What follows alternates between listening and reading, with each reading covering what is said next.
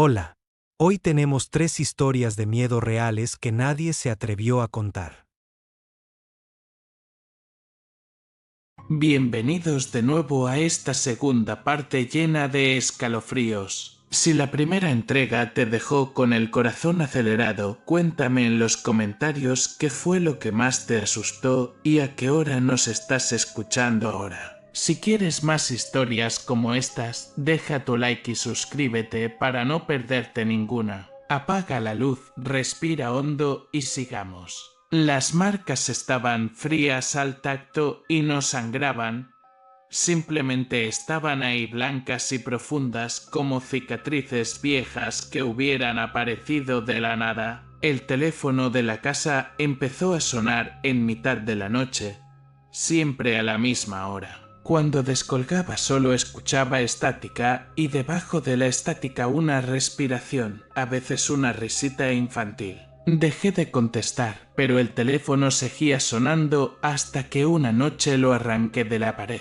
A la mañana siguiente estaba enchufado de nuevo. No fui yo quien lo hizo. Llamé a Elena para decirle que quería irme, que algo estaba muy mal en aquella casa, que su tío necesitaba ayuda que yo no podía darle. Elena se rió con una risa seca, sin humor. Dijo que yo era el quinto cuidador que le decía lo mismo, que los otros 4 también se habían ido, algunos en mitad de la noche, sin recoger siquiera sus cosas, que uno acabó en un psiquiátrico. Añadió que su tío necesitaba a alguien y que si yo me iba, tendría que encontrar a otro y que pasaría lo mismo. Le pregunté qué sabía ella sobre lo que ocurría en esa casa. Hubo un silencio largo. Dijo que su tío había hecho algo terrible cuando era joven, algo que nunca pudo perdonarse y que había cosas que no descansaban hasta que obtenían lo que querían. Colgó. Me quedé mirando el teléfono durante varios minutos pensando en irme, en subirme al coche y conducir hasta que aquella casa fuera solo un punto en el espejo retrovisor. No lo hice. No sé por qué. Quizás porque necesitaba el dinero, quizá porque parte de mí quería saber cómo terminaba aquella historia, quizá porque algo en la casa no me dejaba marchar. Roberto murió 3 días después. Lo encontré en el pasillo del segundo piso, tendido frente a la puerta del fondo. El cerrojo estaba arrancado en su mano. La puerta estaba abierta de par en par. Su rostro mostraba una expresión de paz. Era la primera vez que lo veía sin rastro de miedo desde que había llegado. Había liberado a lo que estaba encerrado. Me quedé mirando la puerta abierta. La negrura del interior era densa, casi sólida. Podía sentir algo mirándome desde allí dentro, algo que había esperado décadas para ese momento. Entonces la vi. No era la niña que había visto en mis visiones. Era algo mucho peor, una forma pequeña pero retorcida de maneras imposibles, con los brazos doblados hacia atrás. Las piernas torcidas en ángulos que ninguna anatomía humana permitiría y la cabeza girada completamente, mirándome desde una posición que habría roto cualquier cuello. Se movía a sacudidas como una marioneta cuyos hilos estuvieran enredados. Cada movimiento era espasmódico y antinatural. Donde debería haber habido un rostro, solo había negrura arremolinándose como humo. Habló con voz de niña. Dijo que habían pasado 60 años esperando, alimentándose del miedo de Roberto hasta hacerse bastante fuerte. Se acercó a mí con aquel movimiento espasmódico. Cada paso dejaba marcas negras en el suelo como quemaduras de escarcha. Dijo que él no era suficiente, que necesitaba algo más, alguien que pudiera llevarla al mundo exterior. Retrocedí por el pasillo. La cosa seguía avanzando. Aseguró que no iba a hacerme daño, que solo necesitaba un cuerpo, que el mío serviría. Sabía que mentía. Aquello no conocía la compasión, solo el hambre. Llegué a las escaleras y empecé a bajar, saltando los peldaños. La cosa estaba siempre detrás de mí. Podía sentir su aliento helado en mi nuca.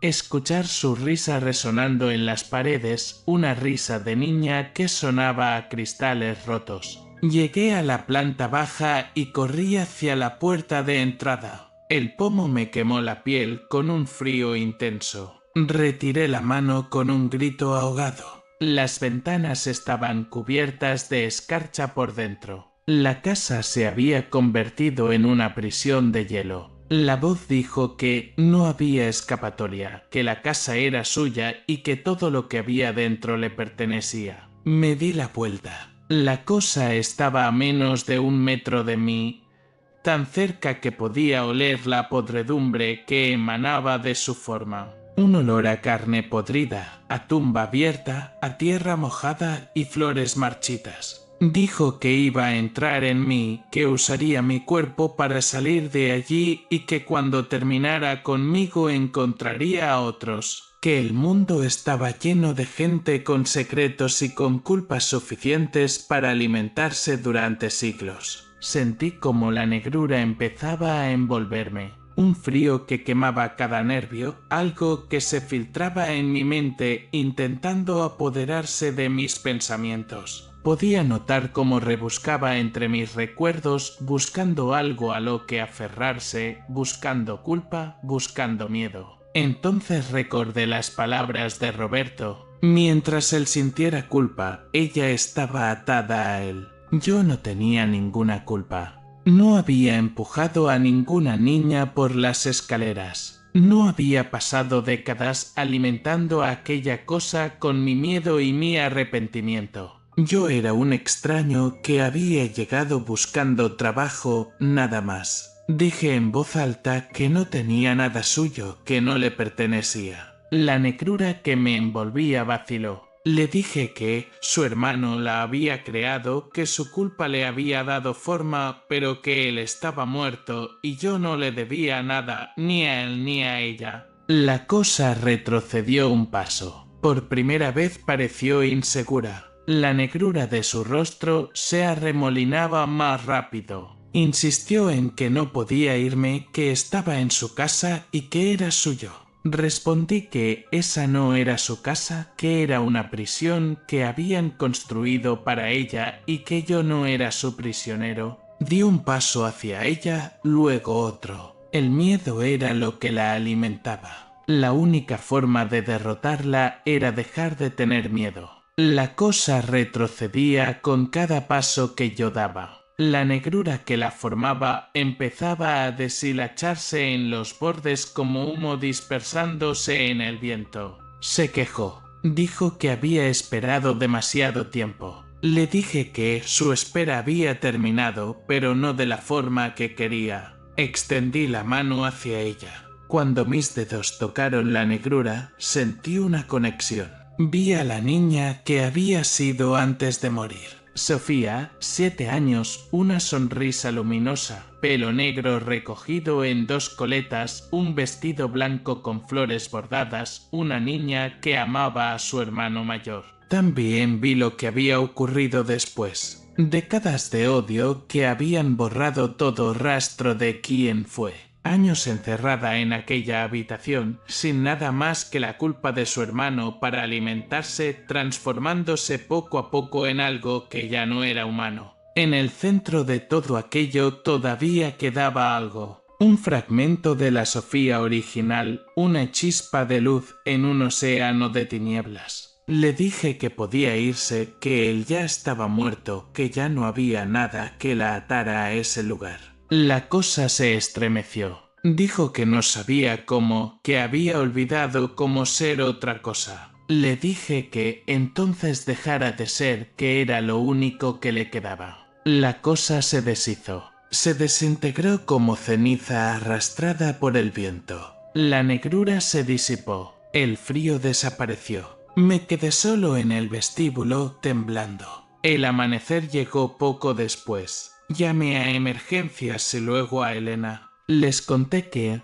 Roberto había muerto mientras dormía. Mientras esperaba, entré en la habitación del fondo. Había muebles viejos cubiertos de sábanas, juguetes de otra época, una cama pequeña con un dosel de encaje amarillento. En una pared vi dibujos de una niña. Casas con chimeneas, familias sonrientes, sols amarillos en cielos azules, dibujos de una niña que solo quería que la quisieran. Han pasado 6 meses. Encontré otro trabajo. Alquilé un apartamento luminoso. A veces, cuando estoy a punto de dormirme, recuerdo aquella negrura y me pregunto si realmente la destruí. Caminamos por el mundo convencidos de que las leyes que lo sostienen son absolutas, confiando en que el suelo bajo nuestros pies siempre estará ahí. Pero algunas casas, algunas historias y algunas puertas nos recuerdan que esa seguridad es frágil y que a veces lo más prudente no es abrir,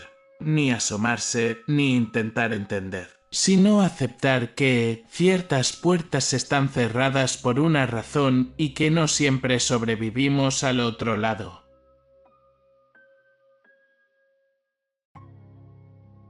Mi vida se había convertido en una larga extensión de días grises y repetitivos. No había nada especialmente malo en ella, pero esa era precisamente la fuente de mi desasosiego. Era una existencia sin picos ni valles, una llanura monótona de rutinas predecibles. Fue en medio de esa apatía, de esa sensación de estar desconectado de mi propia biografía, cuando recibí la invitación. Llegó en un sobre grueso y amarillento con mi nombre escrito en una caligrafía elegante y anticuada. Era de un antiguo conocido de la universidad.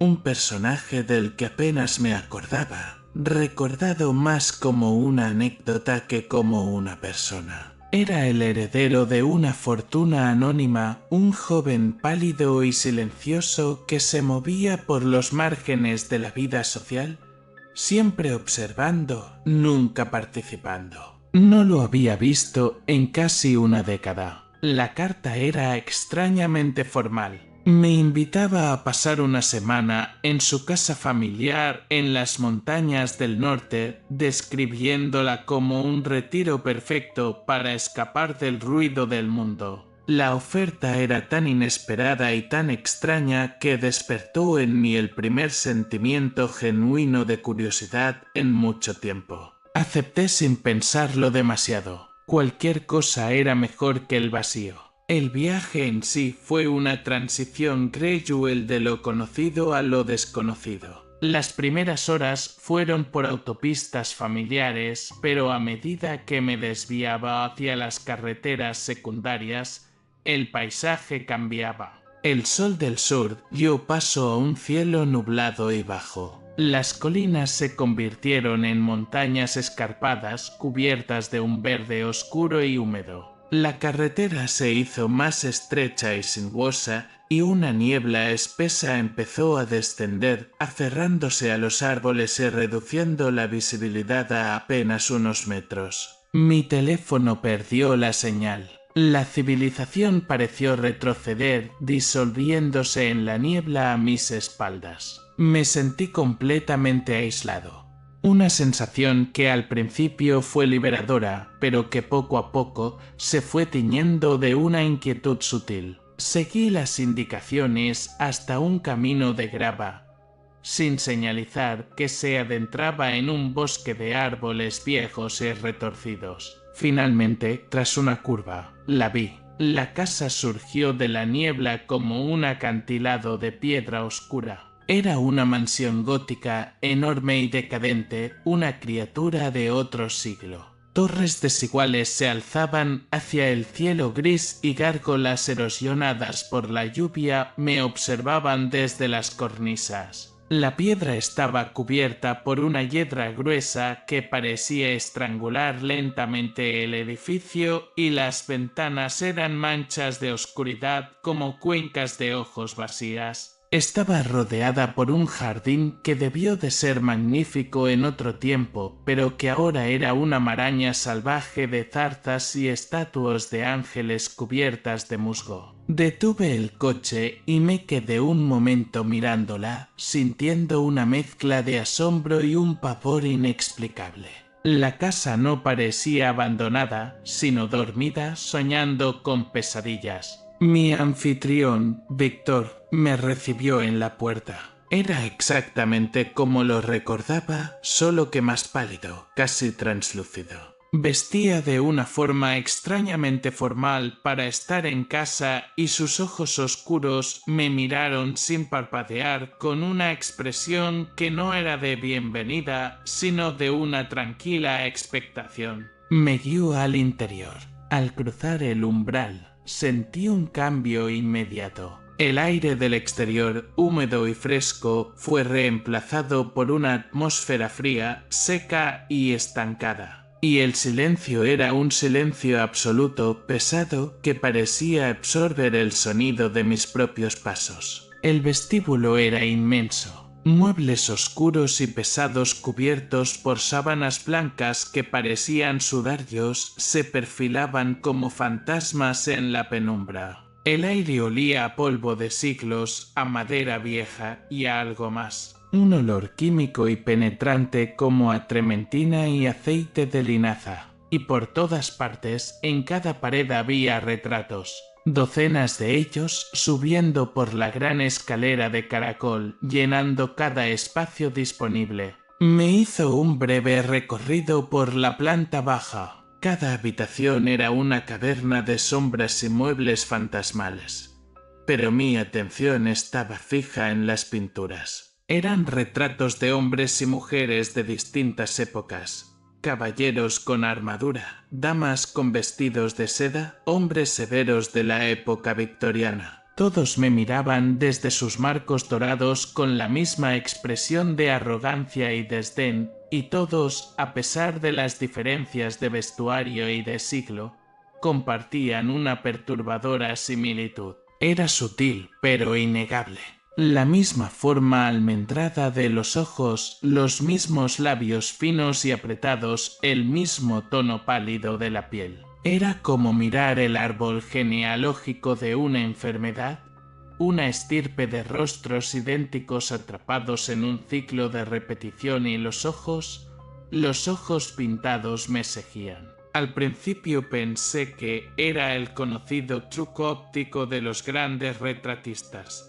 Pero era algo más. No era solo que parecieran mirarme sin importar dónde me pusiera. Sentía una intencionalidad en su mirada, un escrutinio frío y consciente. Me sentía como un intruso, un plebeyo siendo juzgado por una corte de aristócratas muertos. Víctor pareció no notar mi incomodidad. Se movía por la casa con una familiaridad silenciosa, como si él mismo fuera uno de los fantasmas. Me llevó a mi habitación en el segundo piso. Era una estancia enorme con una cama con dosel, muebles pesados y una única ventana alta que daba a la niebla y al jardín salvaje. A diferencia del resto de la casa, aquí solo había un retrato colgado sobre la chimenea de mármol. Era el de un joven de mi edad, con el pelo oscuro y una expresión que no era de arrogancia, sino de una profunda y resignada tristeza. Sus ojos parecían mirar a un punto indefinido, perdidos en una melancolía eterna. Víctor me informó de los horarios de las comidas, aunque añadió que a menudo comía solo y luego se retiró, dejándome en la quietud de la habitación. Pasé el resto de la tarde en un estado de creciente inquietud. Deshice mi maleta, pero me sentía un intruso profanando un espacio sagrado. El silencio de la casa era abrumador. Víctor no volvió a aparecer. Decidí explorar un poco por mi cuenta para no quedarme encerrado. Bajé de nuevo a la planta principal, moviéndome con un sigilo que no era habitual en mí. Me sentí atraído por una gran puerta de roble de doble hoja que antes habíamos pasado de largo. La abrí y entré en la biblioteca. La habitación era magnífica y opresiva. Estanterías altísimas que se perdían en la oscuridad del techo cubrían cada pared repletas de miles de libros encuadernados en cuero oscuro. El aire era denso con un olor a papel viejo, a polvo y a descomposición que me hizo estornudar. Una enorme chimenea de piedra negra por el hollín dominaba una de las paredes y sobre ella colgaban los retratos de un hombre y una mujer, los fundadores de la estirpe, supuse. Sus miradas parecían caer sobre mí como 2 pesos. Empecé a recorrer las estanterías pasando los dedos por los lomos de los libros. Muchos estaban en latín o francés. Saqué un volumen pesado al azar. Al abrirlo, algo cayó de entre sus páginas y aterrizó suavemente en el suelo. Era un trozo de papel de dibujo amarillento y frágil. Lo recogí. Era un boceto, un retrato a carboncillo de una mujer. Era la misma mujer del retrato que colgaba sobre la chimenea. El artista había capturado su rostro con una habilidad increíble, pero la imagen era profundamente perturbadora. Alguien, quizás el mismo artista, había tachado violentamente los ojos del retrato, garabateando sobre ellos una y otra vez hasta dejar 2 agujeros negros y furiosos en el papel. Le di la vuelta al dibujo. En el reverso, escrita con una letra temblorosa y casi ilegible, había una única palabra: mienten. Se me heló la sangre. Miré el boceto con sus ojos vacíos y violentados y luego levanté la vista hacia el retrato al óleo sobre la chimenea. En la pintura, la misma mujer me devolvía la mirada con unos ojos serenos, inteligentes y llenos de una calma aristocrática. La contradicción entre las 2 imágenes era terrorífica. Una era la cara pública, la máscara perfecta. La otra era una verdad oculta, gritada en un acto de vandalismo secreto. Rápidamente volví a meter el boceto en el libro y lo coloqué de nuevo en su sitio como si no hubiera visto nada. Pero ya era tarde. Había atisbado la primera grieta en la fachada de la casa y ahora sabía que las caras que me rodeaban eran, en efecto, falsas. La noche cayó con una oscuridad absoluta. Me metí en la cama, pero el sueño no venía. Me sentía expuesto. No podía quitarme de encima la imagen del boceto y esa única palabra. Mienten. ¿Quién miente? Los retratos. La casa. Miraba el retrato del joven triste sobre mi chimenea, buscándole un significado oculto. Fue entonces cuando oí el primer sonido anómalo, un susurro muy bajo, casi imperceptible, como el roce de un vestido de seda contra el suelo de madera. Venía del pasillo. Me quedé completamente inmóvil escuchando. El sonido no se repitió. La casa asentándose, me dije, el viento, pero no había viento. Finalmente, agotado, volví a girarme boca arriba con la vista perdida en el techo oscuro. La luna debió de salir de entre las nubes porque una luz pálida y fantasmal empezó a filtrarse por la ventana, iluminando tenuemente la habitación. Mi mirada, casi por inercia, se desvió hacia el retrato sobre la chimenea y se me heló la sangre. Algo había cambiado. La cara del joven en el retrato ya no era la misma. La expresión de tristeza resignada se había transformado. Ahora sus labios pintados estaban entreabiertos en una mueca de puro e indecible terror. Sus cejas estaban arqueadas en un gesto de pánico. Pero lo peor eran los ojos. Los ojos pintados que antes miraban al vacío, ahora estaban desviados completamente hacia la derecha. No miraban hacia mí, miraban con un pánico desesperado hacia la esquina más oscura de mi propia habitación, justo al lado de la puerta, como si estuvieran viendo algo horrible que estaba allí conmigo en la oscuridad. El terror me clavó en la cama. Mis ojos estaban fijos en la esquina oscura de la habitación, el lugar que el retrato señalaba con un pánico pintado. No veía nada y esa ausencia era casi peor que cualquier aparición. La amenaza estaba allí, invisible, y la única prueba de su existencia era el rostro aterrorizado del joven en el lienzo. El silencio de la habitación se volvió pesado, denso, cargado con la expectativa de un movimiento, de un sonido. Contuve la respiración, escuchando el latido de mi propio corazón, un tambor frenético que parecía resonar en toda la casa. Pasó un minuto, quizás más. No ocurrió nada. Con un esfuerzo de voluntad que me pareció sobrehumano, me obligué a moverme. Me deslicé fuera de la cama por el lado opuesto, sin dar la espalda a la esquina, y busqué a tientas el interruptor de la luz. En el instante en que la luz eléctrica inundó la habitación, miré de nuevo al retrato. Su rostro había vuelto a la normalidad. La mueca de terror había desaparecido, reemplazada por la misma expresión de tranquila y perpetua melancolía de antes. Los ojos volvían a mirar al frente, perdidos en su propio mundo de óleo y tiempo. La esquina de la habitación estaba, por supuesto, vacía. La normalidad de la escena era tan discordante con el terror que acababa de sentir que, por un momento, dudé de mi propia mente. Había sido una alucinación, una sombra, una mala pasada de la luz de la luna.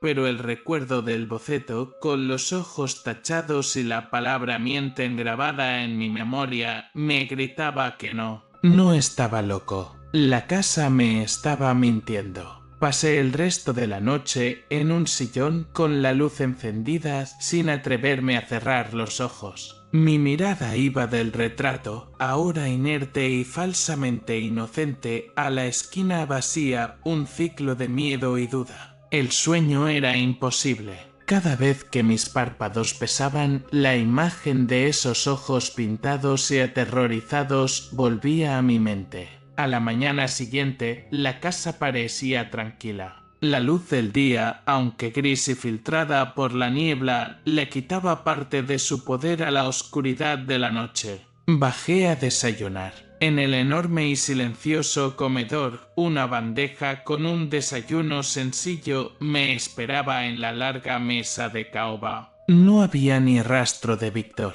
Esta ausencia, que el día anterior me había parecido extraña, ahora se sentía siniestra. Me estaba dejando solo a propósito. Me estaba dejando a merced de la casa. Los días que siguieron se convirtieron en una tortura psicológica. Víctor permaneció invisible, una presencia fantasmal en su propia casa, cuya única prueba de existencia eran las comidas que aparecían puntualmente. El resto del tiempo yo estaba solo con los retratos y su influencia empezó a crecer, a filtrarse en mí. El terror ya no era solo por lo que veía o lo que oía, sino por lo que sentía, por los cambios que notaba en mi propio interior. Empecé a oír los susurros con más claridad. Eran fragmentos de conversaciones en un castellano antiguo, frases sueltas, cargadas de arrogancia, de desprecio, de una crueldad fría. Las voces de los retratos, pero lo peor no eran los sonidos. Era la forma en que empezaron a afectarme. Cuando pasaba mucho tiempo en la biblioteca, bajo la mirada de los dos fundadores, me encontraba a mí mismo, juzgando mis propios pensamientos con una severidad que no era mía.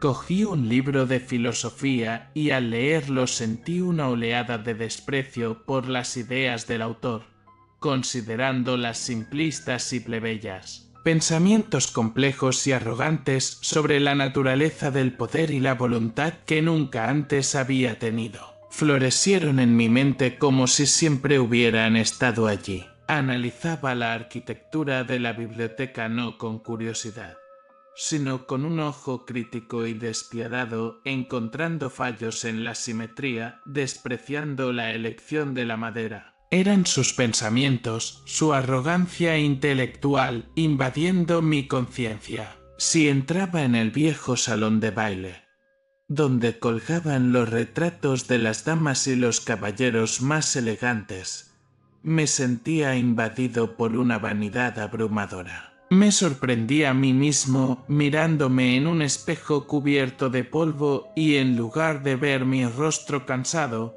sentí una profunda insatisfacción con mi aspecto, con mi ropa, con mi postura. Sentí la necesidad física de erguirme, de levantar la barbilla, de adoptar una mueca de superioridad. Era una corrupción silenciosa, una infección del alma. La casa me estaba desarmando pieza a pieza, borrando mi personalidad y reemplazándola con los ecos corruptos de sus habitantes muertos. Empecé a tener pensamientos que no eran los míos, impulsos de crueldad, de desdén, de una ambición despiadada. Mi propia mente se estaba convirtiendo en una casa encantada llena de los fantasmas de esa familia. Me estaba volviendo loco, o peor, me estaba convirtiendo en uno de ellos. Desesperado, sabiendo que tenía que entender lo que estaba pasando para poder escapar,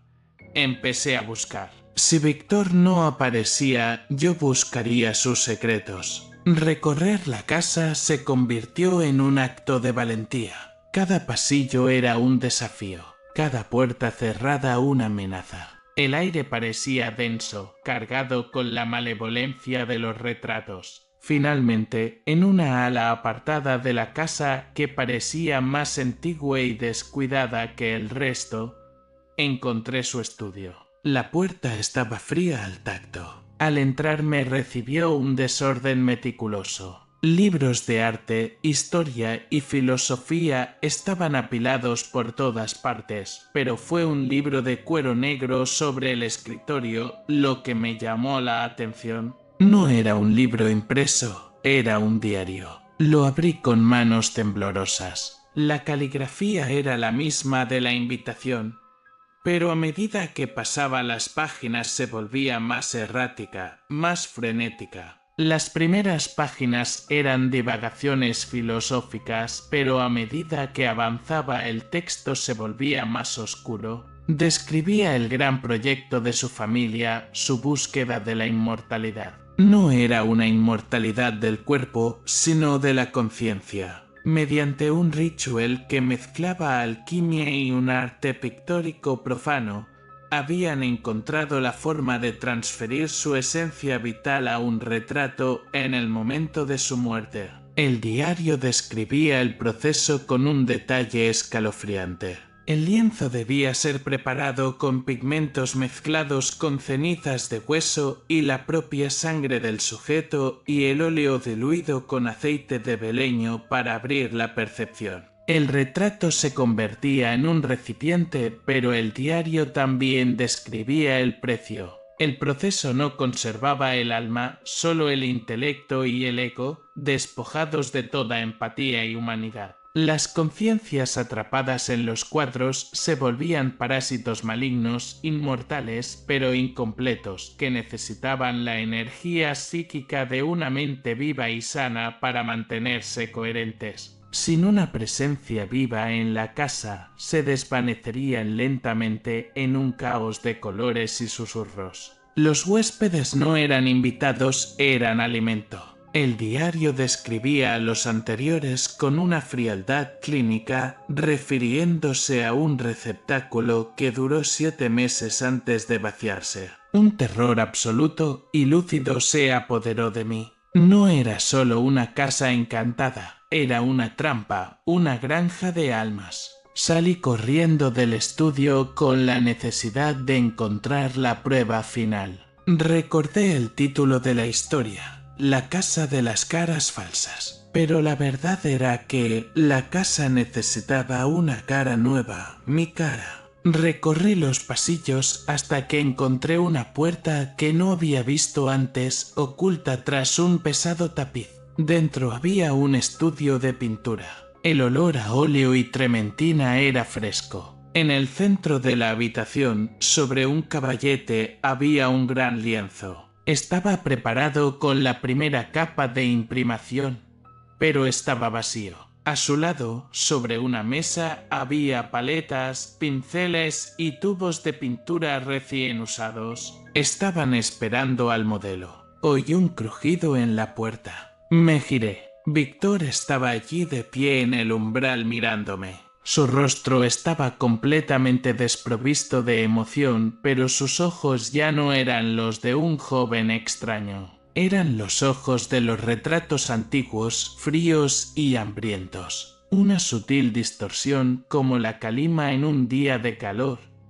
Parecía temblar en el aire a su alrededor y su sombra en el suelo se proyectaba en un ángulo imposible. No hubo una confrontación física. No hizo falta. En el momento en que nuestras miradas se cruzaron, sentí que la casa entera se abalanzaba sobre mí. La presión mental de cientos de conciencias malignas golpeó mi mente desde todas direcciones. Los susurros se convirtieron en un rugido ensordecedor dentro de mi cabeza. Las caras de los retratos se arremolinaron en mi visión, sus ojos fríos y burlones. Sentí como si manos frías y pintadas se aferraran a mis pensamientos, desgarrando mis recuerdos, examinando mis miedos. Era una cacofonía de arrogancia, crueldad y vanidad, las voces de una docena de antepasados gritando al mismo tiempo dentro de mi cráneo. Sentí como mi propia voluntad, mi sentido del yo, empezaba a disolverse, a ser desgarrado por cientos de egos depredadores.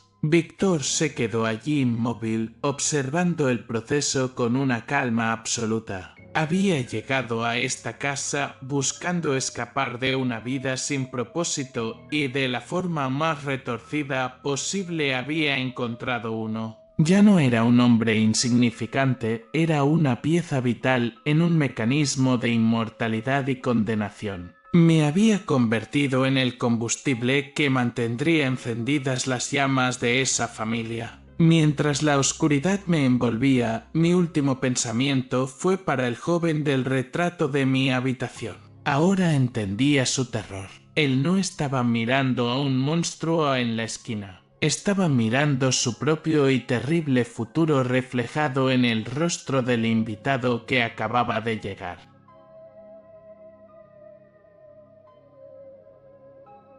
La bancarrota tiene un olor particular. Huele a serrín frío en un taller vacío y a la tierra seca de las plantas que ya no puedes permitirte regar. Mi empresa de paisajismo, Jardines Vivos, había muerto en silencio tras 2 años de malas decisiones y peor suerte. Con 38 años me encontraba con las manos vacías y un futuro tan yermo como los jardines que ya no cuidaba. Por eso, cuando vi el anuncio, pareció una intervención divina. Se busca jardinero jefe para residencia privada, alojamiento, manutención y un salario excepcional. Requisito indispensable: total discreción y capacidad para vivir en un entorno aislado.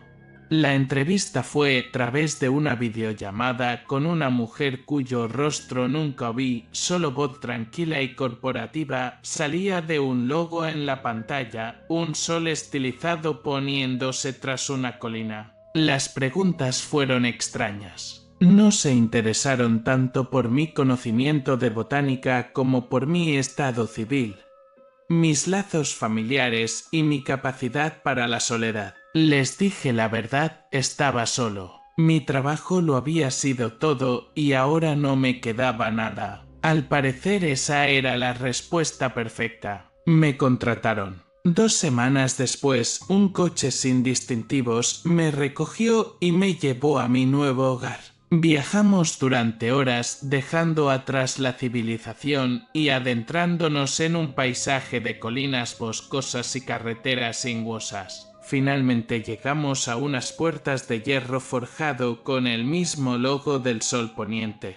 Se abrieron sin hacer ruido para revelar un camino que serpenteaba a través de un bosque tan denso que parecía absorber la luz del día. Y al final del camino se abrió el claro y ahí estaba la armonía. El lugar me dejó sin aliento. Era un pequeño valle privado. un paraíso artificial de una belleza imposible.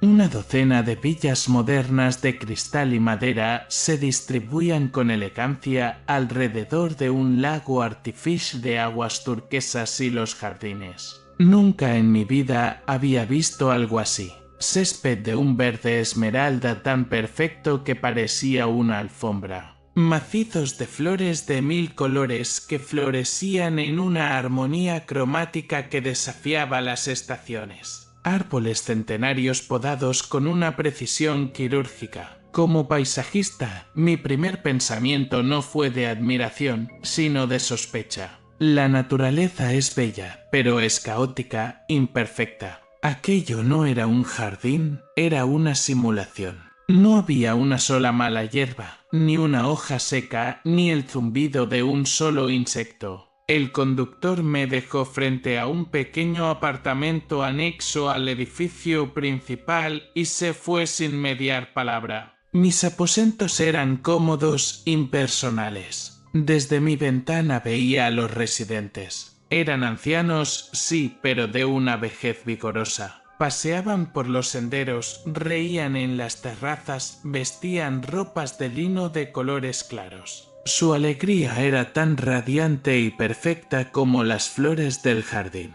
Parecía un anuncio de una vida idílica. Mi trabajo comenzó al día siguiente y con él, la verdadera extrañeza. Me esperaba mi supervisor, un hombre alto llamado Silas. No me dio la mano. De hecho, no habló en absoluto. Se limitó a señalar un cobertizo lleno de las herramientas más avanzadas que había visto nunca y luego me entregó una tablet con mi plan de trabajo diario. Todas nuestras interacciones fueron así. Él señalaba, asentía o negaba con la cabeza. El silencio era su único idioma. Pronto me di cuenta de que él no era la excepción, era la norma. Todo el personal de la armonía era igual. Los enfermeros que se deslizaban por los pasillos, los cocineros, los limpiadores, todos eran figuras silenciosas, eficientes, casi fantasmales. Se movían con una economía de gestos que resultaba inquietante. Nunca les vi conversar entre ellos, ni sonreír, ni mostrar el más mínimo atisbo de emoción. Sus rostros eran máscaras de una calma absoluta y sus miradas nunca se posaban en los residentes más de lo necesario. Eran miradas de evaluación, de vigilancia, como las de un entomólogo observando su colección. Los residentes, por su parte, parecían no notar la extraña conducta del personal. Su vida era un ciclo de actividades placenteras, pero empecé a notar un patrón en su alegría, una cualidad repetitiva. Un día, mientras descansaba cerca del lago, observé a un pequeño grupo charlando animadamente. Una mujer distinguida contaba una anécdota sobre su juventud en una ciudad lejana, gesticulando con elegancia, inclinando la cabeza de una forma particular al reír. La escena era encantadora y completamente normal. Varias horas más tarde, estaba trabajando en los jardines del otro lado del complejo y me crucé con otro grupo de residentes. En este grupo, un hombre corpulento contaba una historia completamente diferente sobre un viaje de negocios. La contaba con entusiasmo, pero mi sangre se heló al darme cuenta de algo imposible. Estaba usando los mismos gestos exactos que la mujer del lago, la misma inclinación de cabeza al reír, la misma forma de unir las yemas de los dedos para enfatizar un punto. No era un parecido, era una réplica perfecta de sus manierismos, ejecutada por un cuerpo diferente contando una historia diferente. Durante los días siguientes me dediqué a observar y vi el patrón repetirse una y otra vez. Los residentes contaban anécdotas únicas de sus propias vidas, pero lo hacían usando un repertorio limitado y compartido de gestos y expresiones. Era como si todos fueran actores utilizando el mismo conjunto de emociones pregrabadas para interpretar guiones diferentes. Su humanidad era una actuación y todos estaban leyendo de la misma hoja de instrucciones invisibles. La primera grieta en la fachada de perfección ocurrió durante mi primera semana. Estaba trabajando en el jardín de las orquídeas mientras trasplantaba una delicada orquídea mariposa. Mis dedos resbalaron y partí uno de los tallos principales, arruinando una floración que debía de haber llevado meses conseguir. El pánico me invadió. Esperaba una reprimenda, un despido fulminante. Antes de que pudiera moverme, 2 miembros del personal, un hombre y una mujer, aparecieron a mi lado. No los había oído acercarse. No me miraron. Sus ojos se fijaron en la planta dañada, sin intercambiar una palabra. Se pusieron a trabajar con una eficiencia aterradora. El hombre extrajo la planta entera con una pala de mano. La mujer aspiró la tierra removida con un pequeño dispositivo. Luego, el hombre rellenó el hueco con tierra nueva de una bolsa que llevaba y la mujer plantó una orquídea nueva, idéntica a la anterior, ya en plena floración. En menos de 1 minuto, el parterre estaba perfecto de nuevo, como si mi error nunca hubiera ocurrido. Luego se fueron tan silenciosamente como habían llegado. Mi error no había sido un problema a resolver, sino una imperfección que había sido borrada del sistema de forma instantánea y anónima. Esa noche no pude dormir. La imagen de la orquídea reemplazada se repetía en mi mente. La facilidad con la que habían borrado mi error era más inquietante que cualquier castigo. Comprendí que, en la armonía, no había lugar para el fallo, para la decadencia, para la imperfección. Todo lo que se rompía se reemplazaba al instante. Me asomé a la ventana de mi apartamento. La noche era oscura, sin luna. Los jardines estaban iluminados por unas luces suaves y discretas y entonces los vi. Varios miembros del personal, quizás una docena, estaban de pie en el límite del gran césped que bordeaba el bosque. No se movían, no trabajaban, estaban simplemente allí de pie en una formación dispersa, todos mirando hacia la oscuridad del bosque. No eran jardineros nocturnos ni vigilantes haciendo su ronda. Eran centinelas. Sus siluetas inmóviles contra la negrura del bosque no dejaban lugar a dudas. No estaban cuidando a los residentes, los estaban vigilando y no estaban protés de lo que pudiera haber fuera. Estaban asegurándose de que nadie ni nada saliera. La imagen de los centinelas nocturnos se quedó grabada en mi mente, alterando para siempre mi percepción de la armonía. El lugar que al principio me había parecido un paraíso, ahora se sentía como una jaula dorada. Los jardines perfectos ya no eran bellos, eran los barrotes de una celda. Las sonrisas radiantes de los residentes ya no eran un signo de felicidad, sino la máscara vacía de unos prisioneros que habían olvidado que lo eran.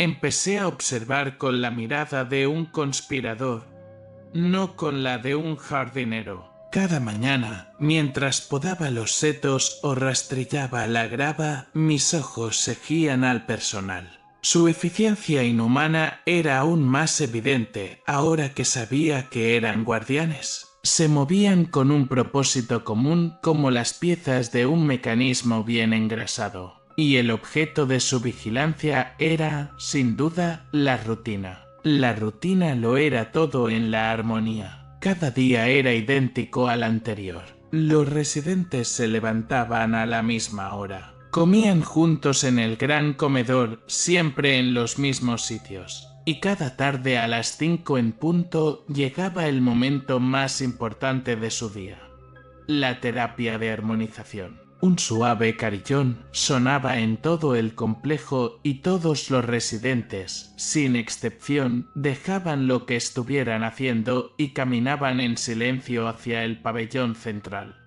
El mismo edificio del logo del sol poniente. Siempre me habían prohibido la entrada. Era el único lugar del complejo que no formaba parte de mi dominio como jardinero. Mi curiosidad se convirtió en una necesidad. Tenía que saber qué ocurría allí dentro. Mi oportunidad llegó por un descuido. Uno de los miembros del personal, mientras guiaba a un grupo de residentes hacia el pabellón, dejó caer un pequeño pañuelo de seda. Lo recogí con la intención de devolvérselo, pero él ya se había alejado sin darse cuenta. El pañuelo olía a lavanda y a algo más. Un olor químico casi medicinal. Y lo más importante, llevaba bordado el logo del sol. Era una especie de pase. Al día siguiente, a las 5:05, me escondí en un macizo de rododendros cerca de la entrada del pabellón. Esperé a que la mayoría de los residentes y el personal hubieran entrado. Luego, con el corazón en un puño, salí de mi escondite y me uní al final del grupo, manteniendo la cabeza gacha y el pañuelo visible en la mano. Funcionó. El centinela silencioso de la puerta me vio. Vio el pañuelo y asintió levemente, dándome paso. El interior del pabellón era una única sala circular con el techo en forma de cúpula de cristal que filtraba la luz del atardecer. Los residentes estaban sentados en cómodos sillones reclinables dispuestos en círculos concéntricos. En el centro de la sala del techo pendía una extraña estructura, una esfera de cristal facetado que giraba lentamente, proyectando patrones de luz cambiantes por toda la habitación. Un zumbido bajo y rítmico, similar al que oía por las noches en mi apartamento, llenaba el aire. Una figura que no había visto antes se situó en el centro. Era un hombre de mediana edad con el pelo canoso y un rostro que irradiaba una calma carismática. No llevaba la túnica del personal, sino un traje de lino blanco. Era el único que parecía tener una verdadera personalidad. «Bienvenidos, hijos míos», dijo. Su voz era suave, pero resonaba en toda la sala. «Es la hora de la armonía. Es la hora de silenciar los ecos». Los residentes cerraron los ojos al unísono. La esfera de cristal empezó a girar más rápido. Los patrones de luz se volvieron más complejos y el zumbido se intensificó. La voz del hombre comenzó a guiar una especie de meditación. «Dejad ir los recuerdos», susurraba, «no son vuestros, son solo ruido. Dejad ir los apegos. El amor, la pena, la ira. Son solo disonancias. Vaciad el recipiente. Solo en el vacío se encuentra la verdadera serenidad». Observé los rostros de los ancianos. Sus sonrisas se habían desvanecido, reemplazadas por una expresión de absoluta vacuidad, como si sus mentes hubieran sido desconectadas. Y mientras la luz y el sonido los bañaban, vi algo que me heló la sangre. Por un instante, el rostro de una de las ancianas, una mujer de aspecto frágil, pareció parpadear como una imagen mal sintonizada en un televisor viejo. Durante una fracción de segundo, su expresión vacía fue reemplazada por una de puro pavor. Sus ojos se abrieron de par en par.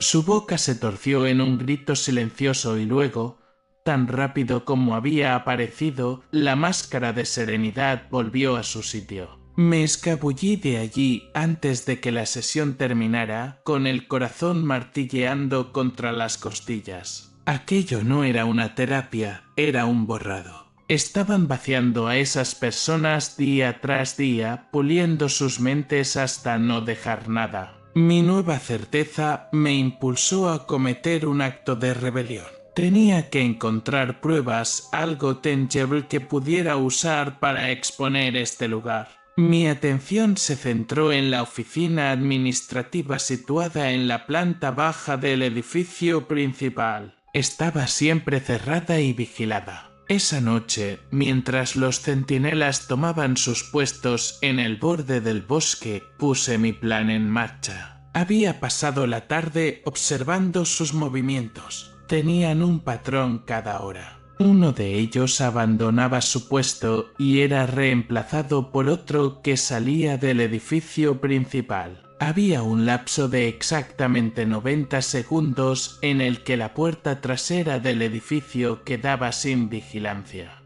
Con las herramientas de jardinería como mi único equipo, me deslicé entre las sombras, forcé una ventana del almacén, entré y me encontré en los pasillos silenciosos y oscuros del edificio principal. El aire aquí era frío y olía a desinfectante. Llegué a la puerta de la oficina. Estaba cerrada con una cerradura electrónica, pero como ingeniero de mi vida anterior sabía de sistemas. Corté la corriente del pasillo desde la caja de fusibles y la cerradura magnética se dio con un suave clic. La oficina estaba tan ordenada como el resto del complejo. Busqué en los archivadores. Estaban llenos de carpetas, una para cada residente, pero no eran historiales médicos, eran informes de progreso. Abrí uno al azar, el de una mujer llamada Amelia, sujeto 8.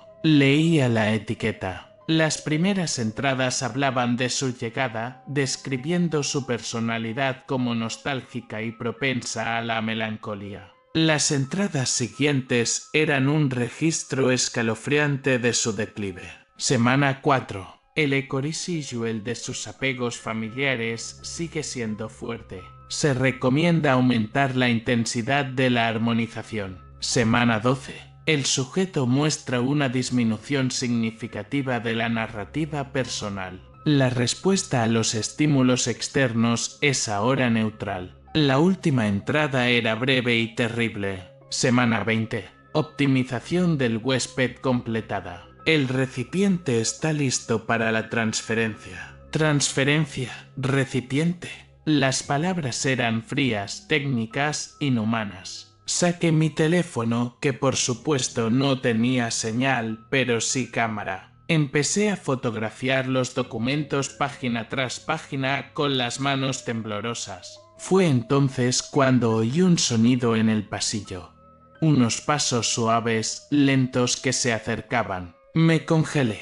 Sabía que no podía ser uno de los residentes. Apagué la linterna y me escondí debajo del escritorio, conteniendo la respiración. La puerta de la oficina se abrió. La silueta de Silas, mi supervisor silencioso, se recortó en el umbral. No encendió la luz. Entró en la habitación con una seguridad que indicaba que veía perfectamente en la oscuridad. Se dirigió a uno de los archivadores, lo abrió y sacó una nueva carpeta. Luego se quedó quieto. Giró la cabeza lentamente como un animal que ha olido algo en el aire. Sabía que estaba allí. No sé cómo, pero lo sabía. Me encogí aún más esperando que me encontrara, esperando el final. Pero en lugar de eso, Silas hizo algo que rompió todas las reglas de su comportamiento. Susurró una sola palabra en la oscuridad, una palabra que no era para mí, sino para sí mismo. Un murmullo lleno de una emoción que no pude identificar. Pablo. Luego se giró y se fue, dejando la puerta abierta. Me quedé allí temblando, no por el miedo a ser descubierto, sino por el misterio de aquel susurro. Era la primera vez que oía su voz y había pronunciado mi nombre y la carpeta que había sacado del archivador. A la luz de la luna que se filtraba por la ventana, pude leer lo que ponía. Sujeto 13. Pablo. Ya habían empezado a prepararme. Mi propio proceso de borrado había comenzado el día que pisé este jardín. Me quedé inmóvil bajo el escritorio en la oscuridad de la oficina con la palabra Pablo resonando en el silencio.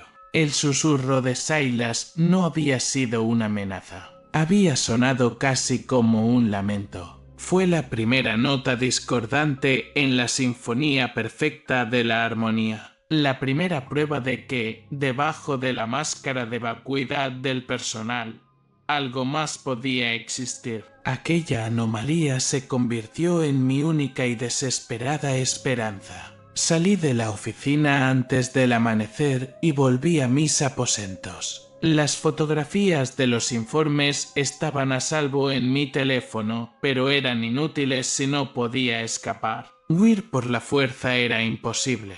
Los centinelas eran incansables y el valle estaba completamente aislado. Tenía que encontrar una debilidad en el sistema, una grieta en la pared de su fortaleza perfecta, y la única grieta que había visto era Silas. Durante los días siguientes me dediqué a observarlo.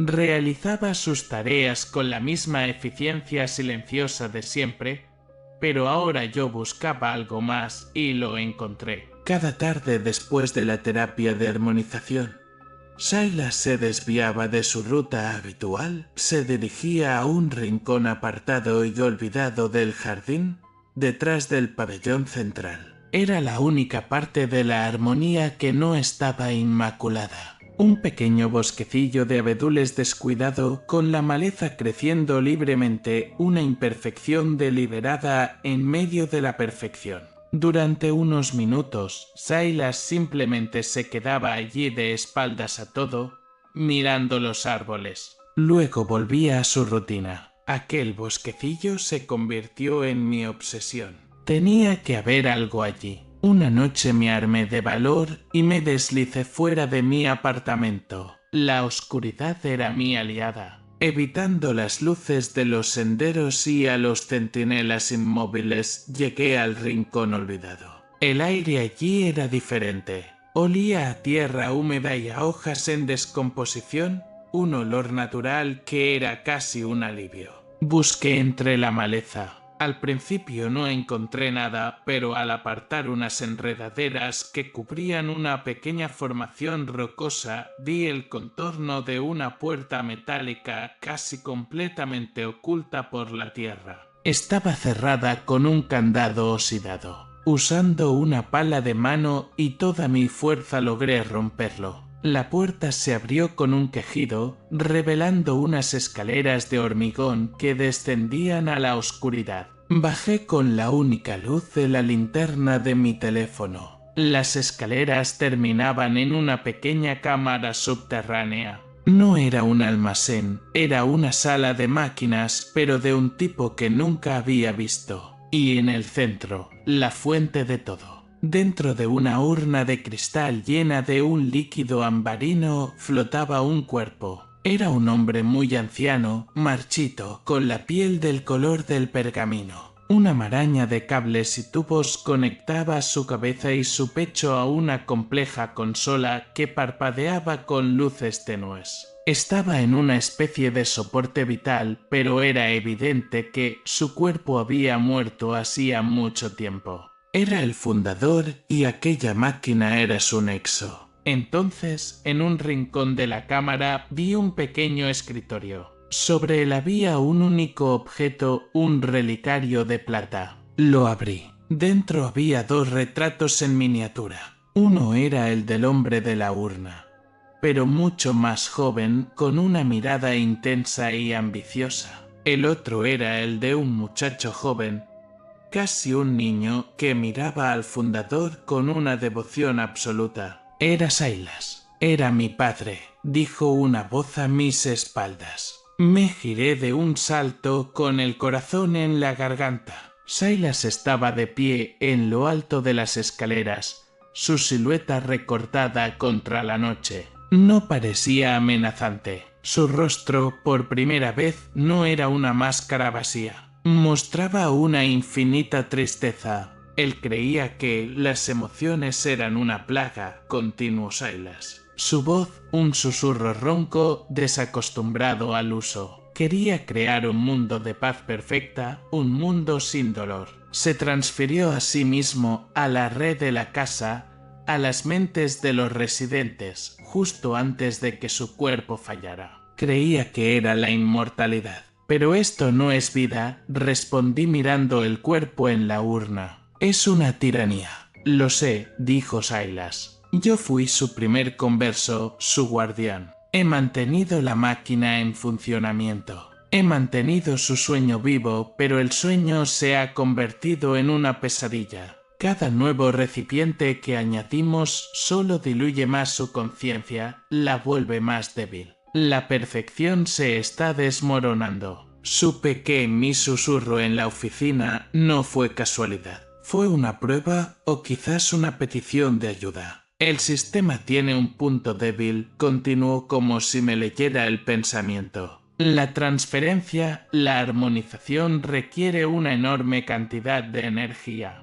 El pabellón se conecta a la red principal del valle. Si esa conexión se cortara durante el punto álgido de la sesión, el sistema sufriría una sobrecarga catastrófica. La conexión se rompería. ¿Y qué pasaría con ellos? Pregunté pensando en los residentes. No lo sé, admitió Silas. Quizás sus propias mentes, sus ecos regresen o quizás solo queden los recipientes vacíos, pero su control se rompería y él por fin descansaría. Me miró y en sus ojos vi la misma desesperación que yo sentía. La sesión de mañana es la tuya, Pablo. Serás el 13º recipiente.